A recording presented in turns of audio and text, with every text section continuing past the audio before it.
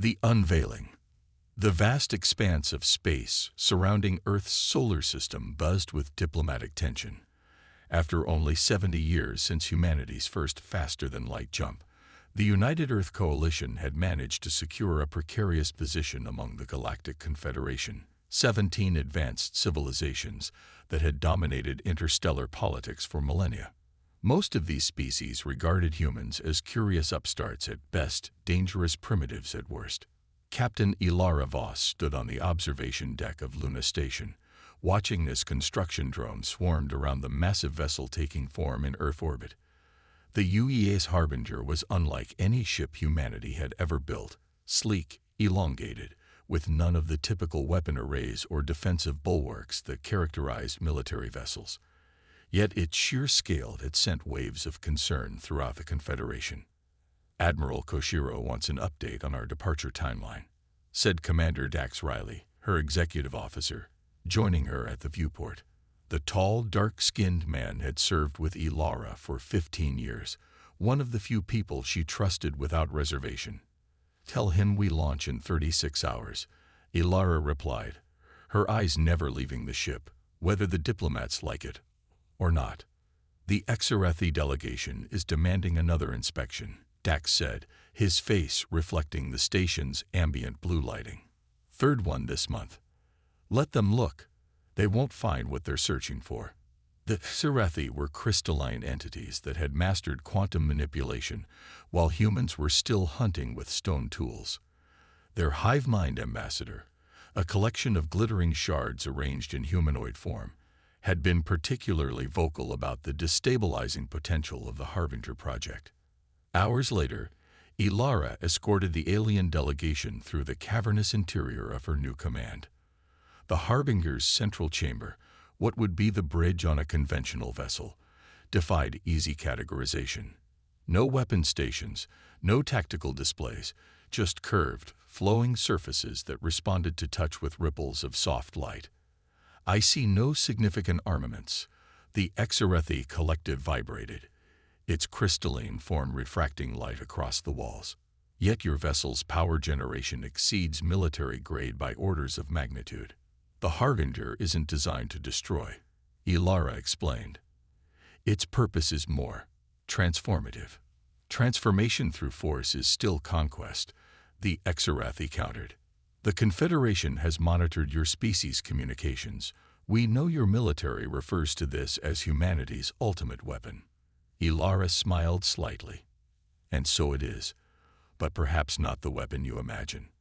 After the delegation departed, visibly unsatisfied but unable to object further, Ilara met with her senior staff in the ship's conference room. Dr. Amara Chin, Chief Science Officer, was reviewing final calibrations on her tablet. Lieutenant Sasha Petrov, Head of Engineering, was arguing with Dr. Nikolai Volkov, the ship's neurological specialist, about power allocation. "The alien delegations are growing increasingly aggressive," Ilara announced as she entered. "The Exarathi have moved a battle group to the edge of our system. The Morrigan Collective is threatening economic sanctions." "They're afraid," said Dr. Chen without looking up from her work. "Fear is a rational response to the unknown." "Will the neural network handle a confrontation scenario?" Ilara asked. Dr. Volkov pulled up a holographic display of interlinked nodes, the Harbinger's central nervous system. "The empathic resonance chamber is stable. Quantum entanglement fields are operating at 99.4% efficiency. But theory and practice are different things, Captain. What we're attempting has never been done before. The unique properties of the human brain make us particularly suited to this approach," Dr. Chen added. "Our capacity for empathy, creativity, and lateral thinking exceeds most Confederation species. That's why they fear us, even if they don't understand exactly what we're doing." The launch proceeded on schedule. As the massive vessel detached from Earth's orbital shipyard, representatives from all 17 Confederation species watched with trepidation. The Harbinger moved with unexpected grace for its size, its engines emitting a distinctive violet glow that engineers had nicknamed Soulfire. Ilara stood on the bridge, watching as Earth receded behind them. 500 crew members, an eclectic mix of scientists, engineers, artists, and philosophers, with only a skeleton contingent of traditional military personnel, prepared for humanity's most ambitious mission. "Set course for the Arcturus Gateway," she ordered. Commander Riley raised an eyebrow. "The Arcturus Gateway. That's on the border of Morgan and Exerethi space. Both have issued warnings against human vessels in that sector." "Precisely," Ilara replied. "If we're going to prove what the Harbinger can do, we might as well address the tensest situation first. The Arcturus Gateway, a naturally occurring spatial phenomenon that allowed rapid transit between three spiral arms of the galaxy, had been a flashpoint for decades. Control of the gateway meant control of trade routes spanning thousands of light years. The Morrigan Collective and Exerethi Dominion had fought 3 wars over it, with millions of casualties. As the Harbinger approached the edge of the disputed region, long-range sensors detected multiple battle groups converging on their position. "We're being hailed," reported Lieutenant Omar Hassan from Communications. "Both Morrigan and Exerethi commanders are demanding we identify our purpose." "Open a channel to both fleets," Ilara ordered. She straightened her uniform and faced the view screen. "This is Captain Ilara Voss of the UES Harbinger. We come on behalf of Earth and humanity to offer our assistance in resolving the Arcturus dispute." The Morrigan commander, a chimeric being whose body shifted between gaseous and solid states, coalesced into a vaguely humanoid form. "Your vessel has been identified as a weapon," it stated in a voice like sand through an hourglass. "Your presence in this conflict zone is unwelcome and provocative." The Exerethi representative, a towering crystalline structure, vibrated in rare agreement. "The human vessel will withdraw immediately or face consequences." Ilara smiled. "I'm afraid there's been a misunderstanding. The Harbinger is indeed humanity's newest creation, but its purpose is not what you believe. With your permission, I invite representatives from both your fleets to come aboard and see for themselves." There was a long pause as the alien commanders conferred with their respective governments. Finally, both agreed to send small delegations, each convinced they would uncover Earth's military secrets and gain advantage over their rival. "Prepare the convergence chamber," Ilara ordered as the transmission ended. "It's time to show the galaxy what humanity's secret weapon really is." The alien delegations arrived separately, each escorted by security teams. The Morrigan representatives flowed like liquid mercury, constantly changing form as they analyzed their surroundings. The Exerethi moved with geometric precision, their crystalline bodies casting prismatic reflections across the corridors. "This vessel contains no significant armaments," the Exerethi military attaché reported after thorough scanning. "Defensive capabilities only." "Where are your weapons?" demanded the Morrigan diplomat, tendrils of smoke curling around its semi-solid core. "A ship of this size must have a purpose." "It does," Ilara confirmed, leading them toward the massive central chamber. "Just not the purpose you imagine."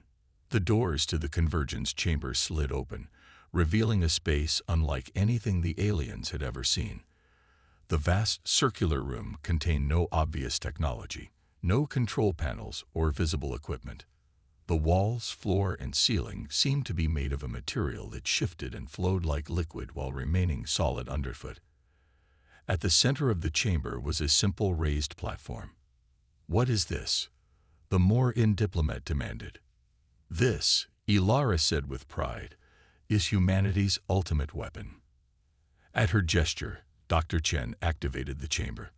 The walls began to glow, patterns of light dancing across the surfaces. The air itself seemed to come alive with barely perceptible vibrations. "For millennia," Ilara explained as the chamber powered up, "the species of the Confederation have sought to resolve conflicts through traditional means: military might, economic pressure, political maneuvering. And for millennia, these approaches have led to the same cycles of war and temporary peace." The platform at the center of the room began to glow, and above it appeared a 3-dimensional representation of the Arcturus Gateway and surrounding space. Humans may be newcomers to the galactic stage, Ilara continued, but we bring with us something unique, a different perspective. The chamber hummed with energy as Dr. Chen entered the final activation sequence. The alien delegates watched in confusion and growing concern as the walls pulsed with increasing intensity. What you are about to experience, Ilara said, is humanity's true ultimate weapon. We call it the resonance. The chamber erupted in a blaze of light, and the alien delegates felt their minds expanding beyond the confines of their bodies, beyond the limitations of their species' understanding, into something entirely new. In the control room adjacent to the chamber, Dr. Volkov monitored neural patterns as 500 human crew members entered deep meditative states, their minds linked through the ship's quantum network. The Harbinger wasn't just a vessel, it was an extension of collective human consciousness, designed not to destroy but to connect. As alarms blared and weapons systems on the alien vessels automatically targeted the Harbinger, Ilara knew they had crossed the point of no return. Either humanity's gamble would pay off, changing the course of interstellar relations forever, or the Harbinger would become the shortest-lived flagship in Earth's brief spacefaring history. The demonstration. The Morrigan and Xerathi delegations stumbled from the convergence chamber, their composure shattered. For 3 hours, they had experienced something unprecedented. Direct neural connection with each other's minds, bridged through the collective empathic field generated by the human crew. For the first time, they had felt each other's fears, ambitions, and suffering without the filters of language or cultural interpretation. "What have you done to us?" the Morrigan representative asked, its mercurial form rippling with emotional turbulence. "We've done nothing to you," Dr. Chen replied gently. "The resonance merely allows you to experience each other directly, without the barriers that typically separate sentient beings." The Xerathi delegate's crystalline structure pulsed with unfamiliar patterns. "This is not a weapon," it said, vibrations carrying a tone that the translation matrix identified as awe. "By traditional definitions, no," Captain Voss agreed. "But in terms of its potential to transform conflict, there may be nothing more powerful in the galaxy." As the delegations returned to their vessels, Ilara received an urgent communication from Earth. Director Sanjay Kapoor of the United Earth Coalition appeared on screen, his expression grave. "Captain, the Confederation Assembly has convened an emergency session. 17 species are demanding explanations about what you've just demonstrated. Some are calling it an act of war, psychic invasion. Others are requesting immediate access to the technology." "Tell them it's not technology that can be transferred," Ilara replied. "The resonance requires human neural patterns as a foundation. Our unique brain structure serves as the bridge. The Volith Imperium is particularly hostile," Kapoor continued. "They've mobilized their entire Third Fleet. Captain, I need to know exactly what you're planning next." Ilara's gaze hardened. "The Rigelian conflict zone. We'll be there in 17 hours. Kapoor's eyes widened. "Ilara, that's a full-scale war zone. 3 species have been fighting over those resource-rich systems for decades. The Volith are heavily invested there. They'll perceive this as a direct challenge." "That's exactly the point," she replied. "The Harbinger wasn't built to avoid conflict, Director. It was built to transform it." The transmission ended, and Ilara turned to her executive officer. "Dax, set course for the Rigelian systems, and prepare the crew for a full resonance deployment." As the Harbinger journeyed toward humanity's most ambitious demonstration, Dr. Volkov approached the captain in her ready room. "The crew needs recovery time," he said without preamble. "The resonance takes a significant neurological toll. What we did with 2 species was taxing enough. What you're proposing with 3 warring factions could cause permanent damage to our empaths." "I'm aware of the risks," Ilara replied, studying star charts of the conflict zone. "But we need to establish this capability definitively before the Confederation decides to neutralize us." "You mean before they destroy the Harbinger?" Volkov said bluntly. "I mean before they find a way to destroy what we represent," she corrected. "The ship is just a vessel. The idea, that conflicts can be resolved through understanding rather than force. That's what threatens them. The Harbinger arrived at the Rigelian conflict zone to find chaos. Warships from the Volith Imperium, Tellurian Republic, and Gen Directorate engaged in a three-way battle across a dozen star systems. Resource extraction platforms burned in space while civilian transports fled the combat zones. Before Ilara could even open communications, the Harbinger was surrounded by a battle group of Volith dreadnoughts, their distinctive blade-shaped hulls bristling with weapon ports. Supreme Commander Vaxcor of the Imperium appeared on screen, his scaled face contorted with fury. "The human vessel will power down all systems immediately," he hissed, mandibles clicking. "Your interference in Confederation affairs ends now." Ilara remained calm. "Commander Vaxcor, we've come to offer a solution to the Rigelian conflict, one that could save millions of lives across all three involved species. We are aware of your so-called resonance." The commander replied, "The Imperium will not submit to psychic manipulation. You have 1 hour to surrender your vessel, or we will open fire." As the transmission ended, Ilara turned to her bridge crew. "Options. The Harbinger's shields can withstand concentrated fire for approximately 22 minutes, Lieutenant Petrov reported from engineering. "But we'd never outrun the Volith fleet." Dr. Chen spoke up. "What if we don't need their permission? The resonance field could be projected beyond the confines of the chamber if we reroute power from propulsion systems. You're suggesting we force the resonance on them?" Ilara asked, frowning. "Not exactly," Dr. Volkov clarified. "We create an envelope of resonance around the Harbinger. Anyone who attacks us would have to pass through it. They choose whether to engage." Ilara considered for a moment, then nodded. "Make it happen." For the next hour, the crew reconfigured the ship systems while Ilara opened diplomatic channels to the Tellurian and Jun forces, explaining humanity's intention. As the Volith ultimatum expired, their dreadnoughts moved into attack formation. "Resonance field activated," Dr. Chen reported as the ship hummed with power. Around the Harbinger, space itself seemed to ripple like heat distortion. The first Volith cruiser fired, a barrage of plasma torpedoes that entered the resonance field, and simply stopped, not deflected or absorbed, but suspended in space as the field interfaced with the weapons guidance systems and the minds of the weapons officers who had launched them. One by one, the weapons turned and moved back toward the Volith ships, not to strike them, but to form a glowing orbital pattern, a physical manifestation of the neural network being created. The Volith commanders watched in confusion as their own weapons became part of an elaborate three-dimensional display. "They're hailing us," Lieutenant Hassan reported, surprise evident in his voice. Commander Vaxcor appeared again, his expression transformed from rage to something closer to religious awe. "What is happening?" he demanded. "The resonance is establishing itself," Ilara explained. "Your weapons, powered by your intent to destroy, have become conduits for connection instead. This is just the beginning." Over the next 6 hours, as news spread throughout the conflict zone, ships from all three warring factions approached the Harbinger.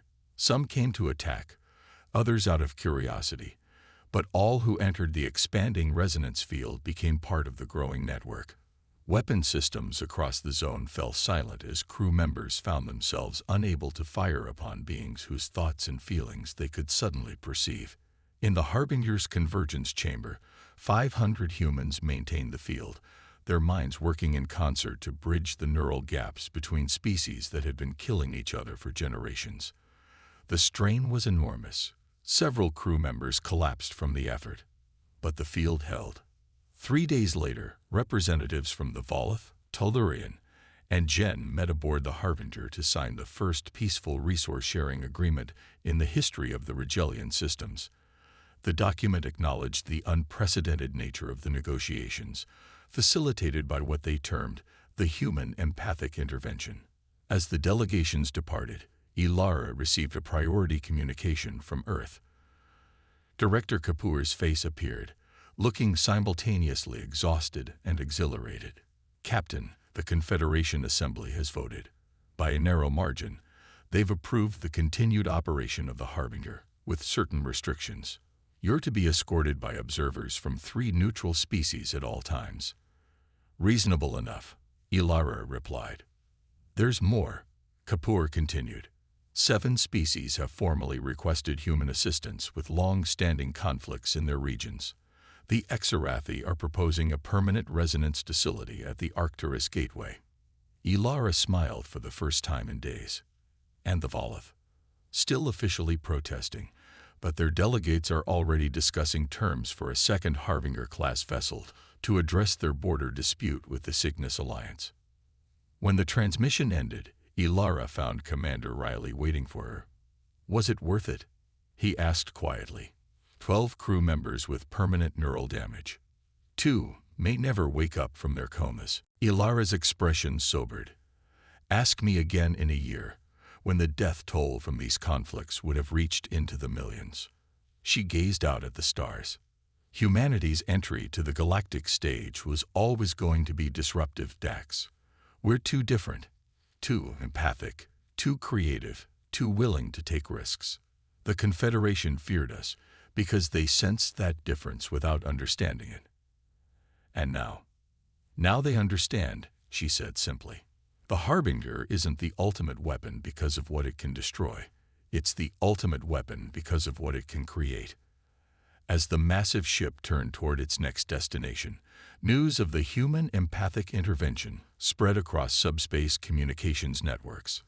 Throughout the galaxy, species that had warred for centuries began to view their conflicts differently, wondering if these curious mammals from Earth might offer a new path forward. And aboard the Harbinger, 500 humans prepared to bridge the gap between minds once more, their collective consciousness forming the foundation of a power unlike any the galaxy had ever known, the power to transform understanding itself.